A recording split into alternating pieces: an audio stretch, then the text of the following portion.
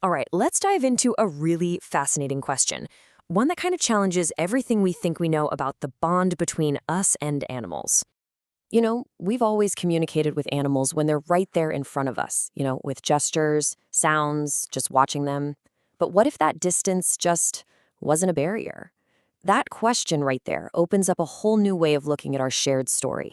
So, to really get this idea, we have to take a step back, way back. It all starts in ancient times, right? Survival literally depended on being in tune with nature. Then you see this evolve in indigenous and shamanic traditions, where animals weren't just, well, animals. They were seen as part of a shared system, a shared consciousness, communicating through things like images and emotions.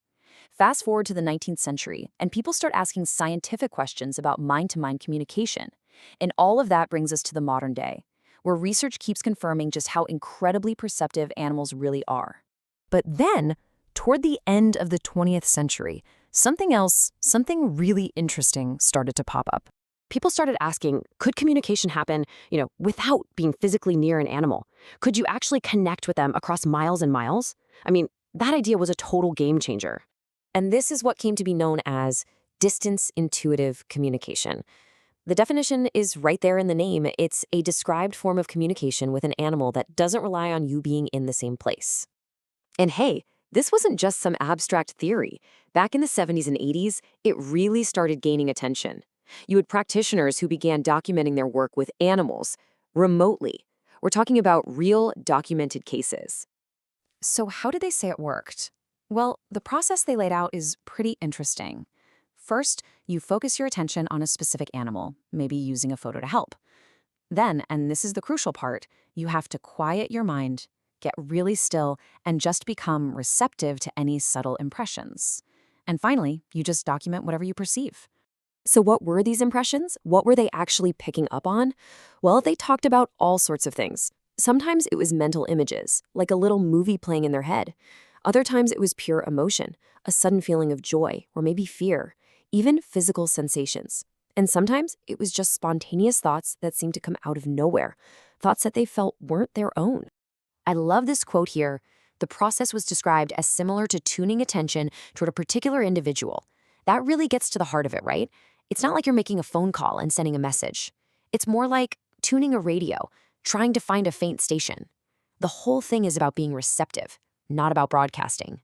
Now, what's so interesting is that while this might sound like a pretty modern, new agey idea, it's not entirely new.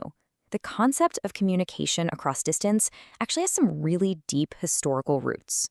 I mean, just look at the parallels here. On one hand, you have these older traditions. Shamanic experiences, for example, often describe getting information through images and sensations. And back in the 19th century, the whole idea of telepathy was about perceiving thoughts without any sensory contact. Then you look at the modern form. And what is it? It's describing receiving very similar impressions, images, emotions, thoughts, just remotely. It's pretty fascinating stuff. So really, it almost doesn't matter what label you put on it. You can call it a shamanic experience, you can call it telepathy, you can call it intuitive communication. At the end of the day, it represents another way humans have tried to get at the deeper nature of connection. And today, there are a bunch of different ways people approach these ideas. For some, it's rooted in spiritual traditions. For a whole lot of others, it's seen as a kind of heightened empathy or intuition. And then, of course, you've got the scientific study of it all, which keeps sticking into how animals perceive the world. So if we just zoom out and look at the whole arc of this story, you can see this incredible thread that runs through human history. It all starts with ancient societies, whose very survival hinged on observing the rhythms of nature. And that thread carries on into indigenous traditions that really emphasize a deep respect for all living beings, seeing everything as connected.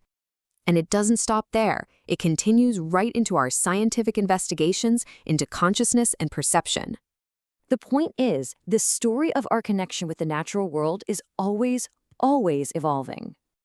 And maybe that's the real takeaway here.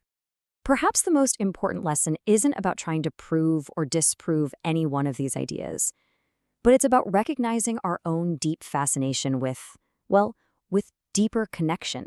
So that leaves us with one final thought to chew on. What does this timeless curiosity, this constant search, really reveal about our own fundamental need for connection? It's something to think about. Thanks for exploring all this with me.